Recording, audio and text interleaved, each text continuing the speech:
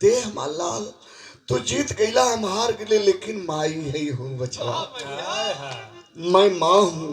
माँ माँ मौत ईश्वर।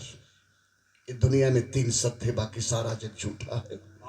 ये हमार लाल अखिया से नान लौकत है, लेकिन ये बचवा अखिया से बड़ी रोवली रे बेटा।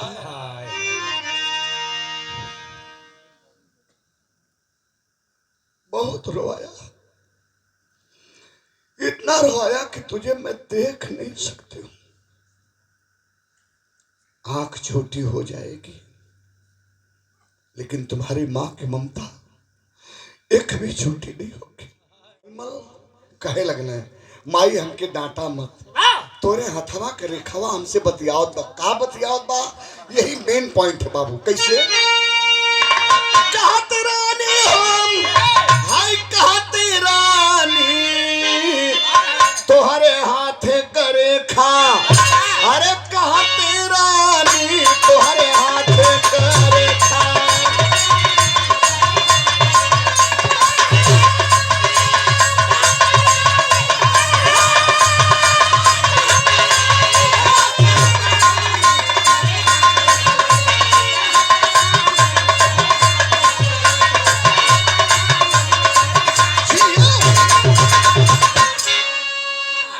बाबा यह तो जानल जाते कि हथवा के रेखवा हमरे का कहत है, यह जानल चाहते हैं।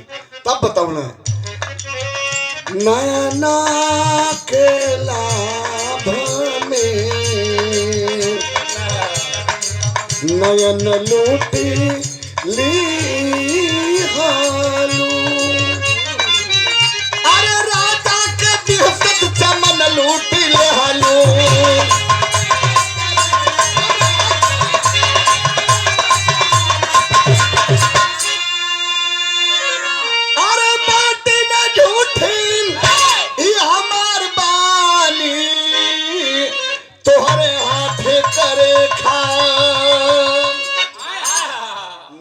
लाभ में नैन लूट ले हेलू, राजा के बेहसत चमन लूट ले हेलू। बस रनिया बिगड़ गए। कल भैया पहलवान भैया पहलवान भैया पहलवान भैया अरे चिबौरी मत करा जा हो। दीवाना दीवाना तो शांत रहो, तुम शांत रहो, नहीं कान पकड़ के इठ जाओगे।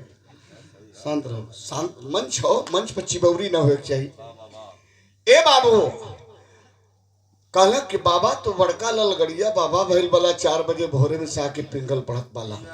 खोल कर बताओ क्या वजह है कि 12 साल बीत गए, हमरे गर्भ से कोई बेटी बेटा कोई संतान नहीं हुआ। कला रानी तोहरे कहले न बताई, कुल बतौली लेकिन तोहरे पल्ले ना पड़ल। तोहरे कहले बतेबन का सरकार बैठल, अगर सरकार का आदेश हो जी तो खोल के बता दे। तब राजा संघपति कहे बताओ बाबा क्या वजह है? इस लहरी रानी के गर्भ से कोई बच्चा कोई औलाद नहीं हुआ। तब पूरनमल कहना का बताई हो राजा। अरे बतिया बताओ छतिया फाटेले हो राजा। सुनना चाहते हो, जानना चाहते हो तो कान खोल कर सुनो। ये तुम्हारी रानी के गर्भ से न कोई बच्चा हुआ न होगा। कला क्यों? कला क्यों का जवाब लेना चाहते हो? बर्दाश्त नहीं कर पाओगे राजा। कलेजा फट जाएगा, कान का पर्दा फट जाएगा। राजा कला कान का पर्दा फटे चाहे कलेजा फटे, लेकिन खोल के बताओ क्या वजह है? 12 बरिस बीत गली, 13वां साल हो, एको गर्भ से बच्चा ना भी ले। हमारे खानदान का कोई दीप जलाने वाला, कोई चिराग जलाने वाला नहीं। तब कलन कि तुम्हारी लहरी रानी हत्यारिन है, पापिन है। कल कैसे? कल यह बतिया करे जवाब फाड़ दही। आज का बात नहीं है, सुनो राजा सुनो। आज की बात नहीं है, आज के 12 बरिस पहले कोनो राजा के को बेटा रहना। राजा कल फिर कल वही राजा के बेटा का चढ़ल जवानी देख के तुम्हारी ये रानी अपने आप को रोक नहीं पाई। नैन से नैन लड़ाना शुरू की, वो बच्चा इनकार कर दिया। तो उसका हस्र जानते हो क्या हुआ? क्या हुआ बाबा? दोनों आंखें निकाल गई। इतनो सोकर मनवा ना माना ले रनियवा का, तो छाती से छाती मिलावल चल। वो बचवा इनकार कर छाती छाती ना मिलौलन तो उसका हस्त्र क्या हुआ जानते हो? क्या हुआ बाबा? छतिए फाड़ के आल्हर कर जवे काट कर आह कलेजा निकाल के महल में आगर रह राजकुमार गज भर कफन मवसर ना भर नंगी लाश जंगल में फेंक गई हो रजऊ नंगी लाश जंगल में फेंक गई। इतने कहत कहत पंचू पूरन मल के अखिया सावन भादों के धार दिया हर हर हर हर बरसे लगल। जितना दरबारी बैठल न पंचो इस सरावा के धरती पर बैठल देवता लोग कोई अपने आप को रोक नहीं पाया। दरबार में सबकी आंखें नम हो गई। सब लोग यह कहे कि तब बाबा जोन बतिया बताओ तो हमन के राजकुमार के बताओ तो हमन के राजकुमार का अखिया कलेजवा महल में आयल। राजा पंचों की बात बताई कुल दर्द सहले बाजा भगवान सबके बाल बच्चा दे दे हुई है सब दर्द सहा जाई पंचो लेकिन औलाद का दर्द बड़े बड़े फौलाद के पानी पानी कदला हो भैया। अपन औलाद कितनो नालायक हो लेकिन औलाद होला। राजा म्यान से तलवार खींच लिया कहा कि मेरा बच्चा निर्दोष था। अरे पपिनिया काम वासना के चक्कर में आंख कलेजा निकलवा लेलस। हमें तिरिया चरित्र के जाल में फंसा के लगल कि आज राजा के ब्रह्मांड में आग लग गई। बाबू म्यान से तलवार जिम ही खिंचल छतिया पीटे के बात कहे एजने बिरहा में ब्रिजा भार लग गई। कैसे मास्टर आ बेटा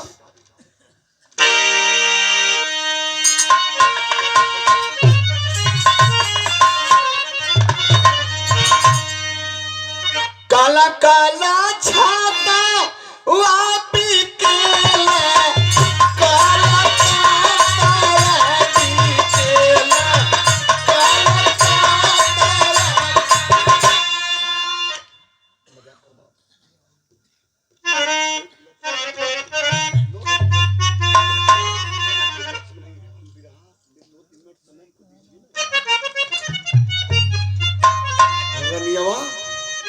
रनियवा के ऊपर खींच के म्यान से तलवार जिम ही राजा वार करना चाहा तब तक डाक गई कला कि आज भरे दरबार के अंदर तोरे बदन कितना टुकड़ा बनाई पपनिया की कोई गिन न पाई।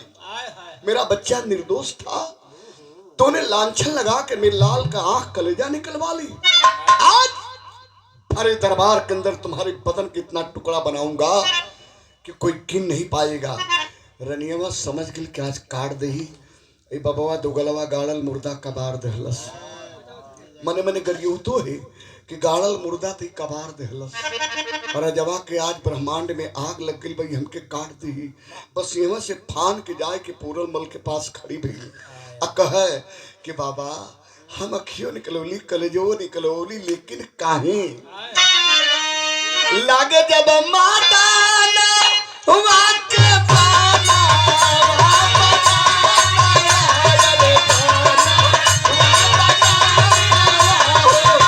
जोगिया जसनी का मनवा बोल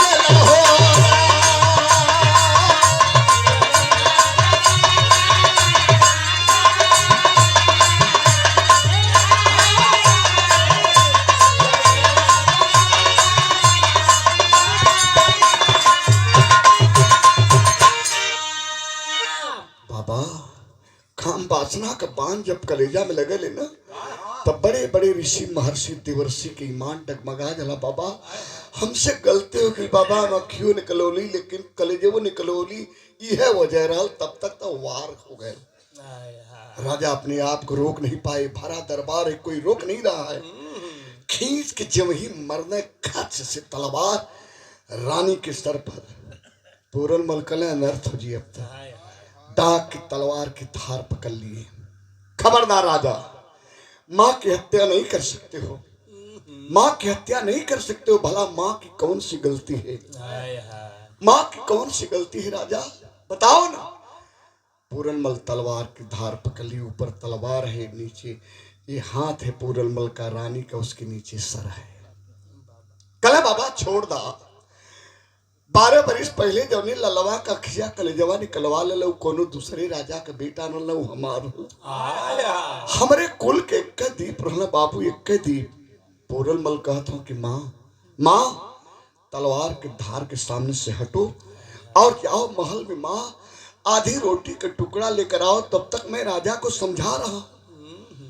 रनियावा गई मायूस मन से महल में, तब तलवार छोड़ देना। कल राजा मैं जिस बच्चे की बात बताया वह आपका बेटा नहीं था, किसी और राजा का बेटा था। कल नहीं बाबू हमार कल अगर वाकई में आपका बेटा वह था तो आंख कलेजा ये मां नहीं निकलवाई बल्कि आप निकलवाई। कल हम कैसे बाबा? कल के जरलादों को आदेश कौन दिया था, यह मां या आप? कल नहीं वही के कहले पर हम ही आदेश दे ले, लेकिन कहले रहलू है आपने अपने बच्चे से एक बार पूछ लिया होता, पूछा कि बेटा तूने ऐसा किया अपने सौतेली माँ के साथ? बाबा नहीं पूछली। कल फिर नहीं पूछे तो उसका दोष कहाँ है? आँख कलेजा अपने हाथ से अपने बच्चे का आप निकलवाए, आपका आदेश रहा तब जरलाद निकलवाए। राजा काटल पेड़ की नहीं राज की कोई दरबार में गिरने तलवार फेंकाएगी। हाय हो लाल अपने हाथों में अपन बगिया वीरान कदली हो ललऊ।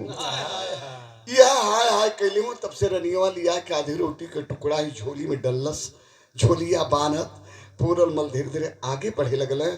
पीछे पीछे राजा रानी कुछ दरबारी चल डले। वही गेट पर जाए के पूरल मल रुक गई ने। कल राजन काश एक बात में भूल गया। कल का बाबा? कल आपके महल में बुढ़िया रानी मैंने उससे भिक्षा नहीं लिया। कल बाबा बड़ा देर तक रह गिला, ठीक है, बड़ा दुख देके जाता हो बाबा, यो ठीक है, लेकिन वो रानी से का भिक्षा ले भाई बाबा? हम बात बताओ थी, बुताइल आग पर खर धरबा तो बर जाई। वही रानी के गर्भ से वो हमार बचवा पैदा रहा। 18 साल के पहले तो पपिनी आँख कलेजा निकलवा लेलस। रोत रोत वही बेटवा की याद में वो हमार रनियमा अंधी हो गई। कहना जिंदा है ना, अंधी हो गई तो क्या हुआ, जिंदा है ना। कले बाबा जिंदा का बहु जिंदा लाश है। मने मने सोचा था कि हमार माई हमारे बदी जिंदा लाश बन के जिए थे। कले एक बार केवल राजा दिखा दो, उस जिंदा लाश को देख लूं। मने मने सोचा था कि अपने माई के नहीं देख पौली, सब तक देख ले। राजा लेके गई ना आंगन में लेके गई ना, तो बीच में आंगन, ओ पार बरामदा, ए पार बरामदा। वही यही पार से राजा खड़ा होकर दिखाता हूँ कि बाबा वो देखिए वही मेरी पहली रानी है। बाल बिखरल, फटल पुरान लुगरी पहन ले, अनहरी मतारी पूरल मल के वही कोने में बैठल कलपत रहनी। राजा दिखा रहे कि वो देखो बाबा, कल मजाक कर रहे हो, वो रानी हो सकती है, उससे बढ़िया इस महल की नौकरानी होगी, चाहे कौआ हकनी होगी। कल नहीं बाबा वही है, बच्चे की मौत उसको जिंदा लाश बना दी है। तब कहलन कि माँ माँ माँ माँ भिक्षा दे दे रे माँ, कोई जोगी आया है रे माँ। भैया हो माई के आँखिया से ना दिखाई देत रहल, लेकिन बचवा का वजिया जब कनवा में गई ना तो माई सोचे लगली। अनहरी मतारी का सोचे थे बिरहा में 2 मिनट का टाइम और हो, और मेन क्लाइमेक्स में हो गल। कैसे लाल?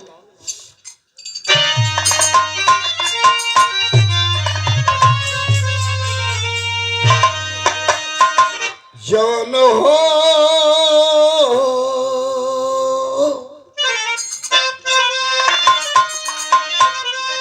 जौन हो सुगनवा तजे पिजड़वा के उड़ी रे गईला। आ जाऊ सुगा नायन में मेरा अखिया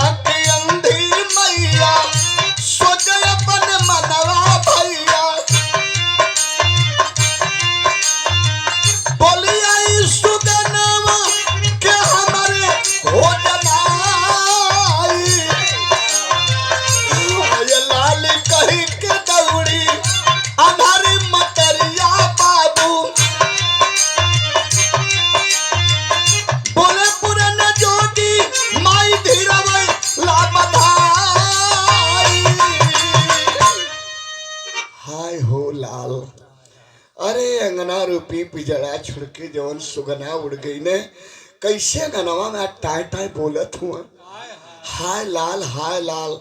जब माई ऐसे कहली, माई कल्पत रहली कहत रहली, ताई लहरी रनियावा फुलंदवा राजा के काने में पंचो मालूम है कहा कहे देख रहे हैं।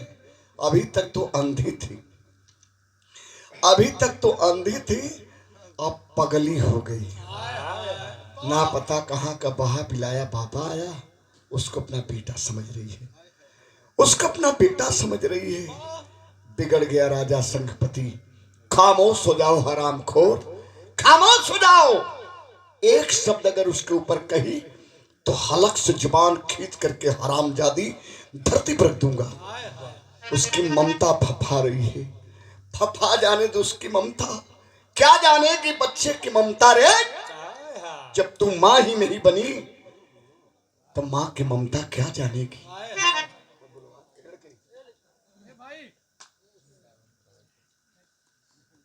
जब तू मां ही नहीं बनी तो मां की ममता क्या जानेगी।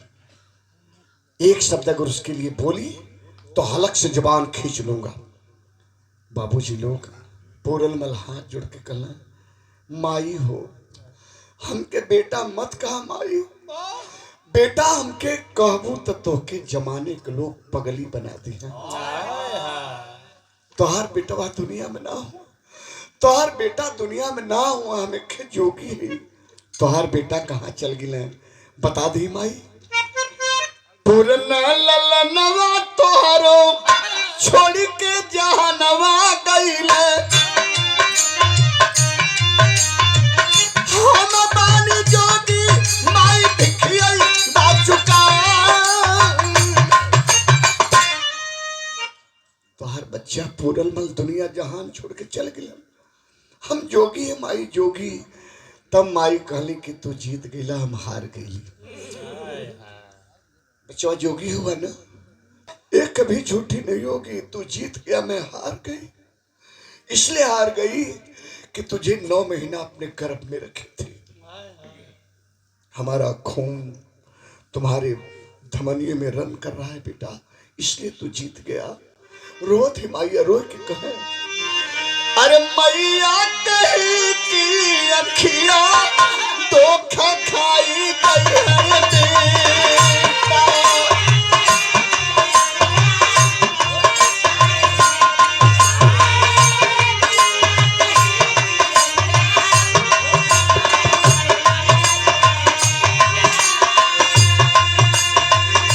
ममता न माइया के धोखा का बोखा।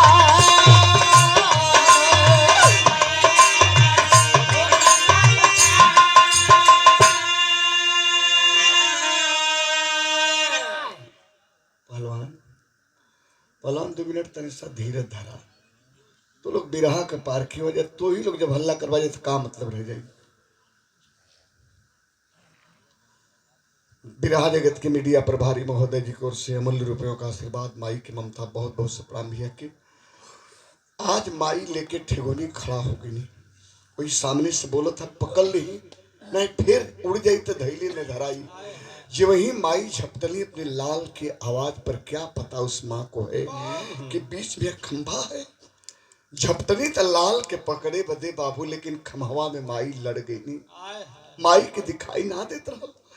माँ का माथ जाके खंभा में टकरायल, माई उल्टे फेंका गई, फट गल माथ हो भैया। अंधी माँ का माथ फट गया, जितनी माथ से लहू उतने आंख से आंसू। फट ही लुगरी का चरी सारा बोर हो गल। माँ गिर गई आंगन में, हाय लाल हाय पूरन, हाय लाल हाय पूरन। भैया लोग हो कौन से ईसन बेटहना होई हो भैया, जौने लाल का कलेजा पत्थर करही पिघल के मोम न बन जाई। माई का हालात के देख के हम बिरहा गावे वाले सरावा में गा के अपने घरे जा। आप लोग अपने अपने घरे जीवा जे भैया लोग, लेकिन वो माई के मत भूलिया जे भैया, जो माई हमके आपके जन्म दिले, उस माँ को कभी आप अनादर मत करिएगा। माँ के चरणों में साक्षात स्वर्ग है, जन्नत है। माँ के चरण को आप सेवा कर देंगे, दुनिया की कोई ताकत आपको आगे बढ़ने से नहीं रोक पाएगी। माँ की कलेजे से दुआ भी निकलती है और बद्दुआ भी निकलती है। अपनी माँ का कभी अनादर मत करिएगा। माँ हाय लाल वही आंगन में गिर के करत है, भोरल मल जोगी रहल। पत्थर जैसन कलेजा पिघावल जला, जोगी लोगन के अंदर से बिल्कुल बाबूजी मजबूत कल जला तपाई की, लेकिन पिघल गल कलेजा पंचो। फेंक दिया झोरी गुदरी उसी आंगन में और जाए के माई के चरण में लिपट के मथवा का लहू पोछे, अखिया का आंसू पोछे। हम आई तो हमके ठीक पर चल तोहरे बेटवा है, वो है पूरन है, लेकिन कैसे कहीं हो माई, यही महलिया में हमारा अखिया कलेजवा दोनों निकाल के आएगल हो माई। कैसे हम कहीं कि हम तोहार तू हमार। वहां का दृश्य कैसन हो गल पंचो, गौर कर। श्रीमान विक्रम बिंद भैया हमार सरावा से सादा 51 रुपया माई के ममता के भाव पे बहुत बहुत से प्रणाम आपकी। तो हार करके ए भैया हार करके पुराना पन भेदवा बतौला, चूमल गैया बछरुआ के पायर।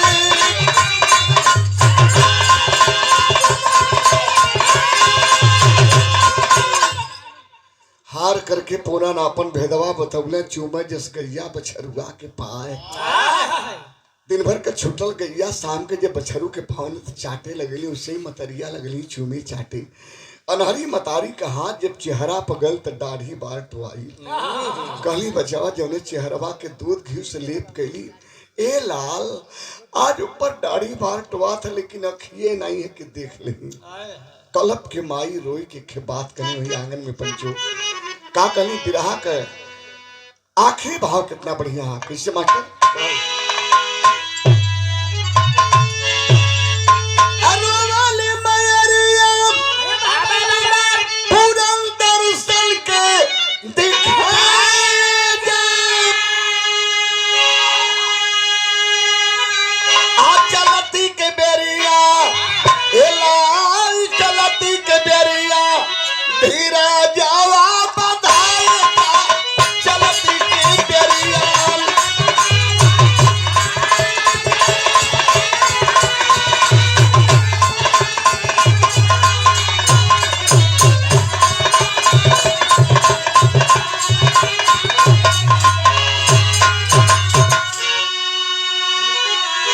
उसी आंगन में एक चमत्कार हुआ पंचो। बात मालिक सुखी रखे, लेकिन गौर करेंगे बाबूजी लोग, हम नहीं हमारे कभी नहीं आपके इतिहास एक पैगाम देता है। वो क्या? पूरन की कृपा से नैना खोली गई ल भाई,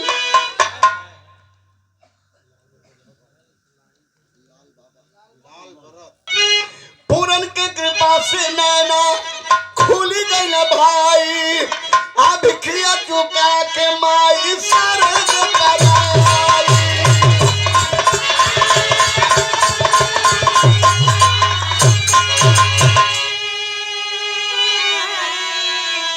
राजा रानी रोए पूरन गलती के भुलाया जा। अगला गिटवा जब गई ना तो ये बाबू माई के आंख से जब दिखाई देवे लगल तब माई कली के बचवा हमहू तोरे साथे चलब। कल माई भिक्षा दे दा, कल ये लाल ये आंचल फार के लेला, कल के नाम आई मेरी दुनिया है माँ तेरे आंचल में। आंचल नहीं माँ, शरण का रज शरण की धूल दे दो माँ, जिंदगी संवर जाएगी।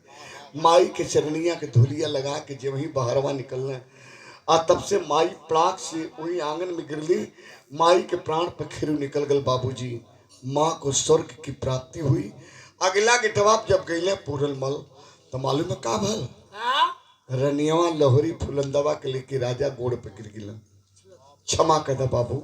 तो पूरल मल क्षमा की, तब क्षमा की तो जानते क्या हुआ? क्या? जो लकीर कट गई थी वह लकीर जुट गई और चौथे पन में लहरी रानी फुलंदा के गर्भ से वो बच्चा पैदा भल और वही बेटा राजा संपत्ति के राज का उत्तराधिकारी हुआ। इतिहास के पन्नों में उसका नाम क्या पड़ा जरा गौर करिएगा बाबूजी। भिखिया लिया कि पुरानी गुरु को चुकाई, राजा भी रसालू नामक पुत्र उस बच्चे का नाम रसाल कुमार पड़ा। वही राजा सिंहपति के राज का उत्तराधिकारी हुआ।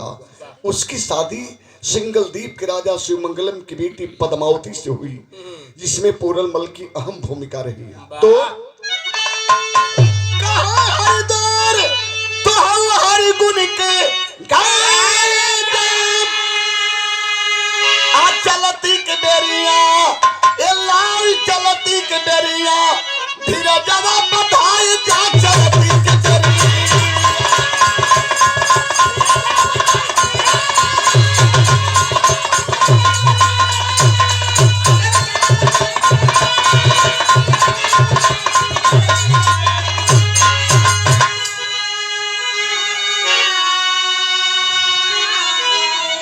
ये रही भक्त पूरनमल की कहानी। जौन बिरहा के मेरे कमेटी बाबू लोग बड़ा च्वाइस से सुने बदे बड़ा फरमाइश के ले लें।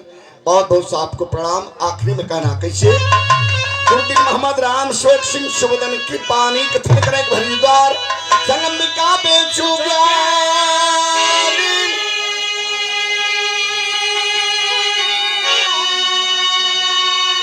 लुटाई बे